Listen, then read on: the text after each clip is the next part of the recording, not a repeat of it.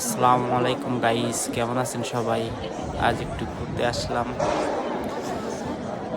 অনেক সুন্দর একটা টুরিস্ট পয়েন্টে ইটালিতে। এটা ফ্লোরেন্সের ফিরেন্সে শহরে অবস্থিত।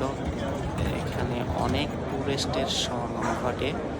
আসলে লোকেশনটা দেখতে অনেক সুন্দর।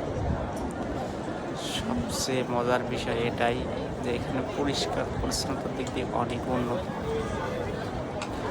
যাই হোক, আমরা একটু দেখি কেমন সৌন্দর্য ঘেরা। আমরা সামনে দেখতে পারতেছি একটা পুরাটাই স্বর্ণের দরজা। হায় রে স্বর্ণ, পুরাটাই স্বর্ণের দরজা। দেখুন আপনারা সবাই, এটা ওপেনলি করে রাখছে শুধু সুন্দর দেখানোর জন্য। দেখেন আপনারা সবাই, স্বর্ণ আর স্বর্ণ, কার কি একটুকু লাগবে নিয়ে যান সবাই, সমস্যা নেই। আমরা আরেকটু ঘুরে আসি, একটু দেখি মনোরম দৃশ্য, সামনের দিকে যাই।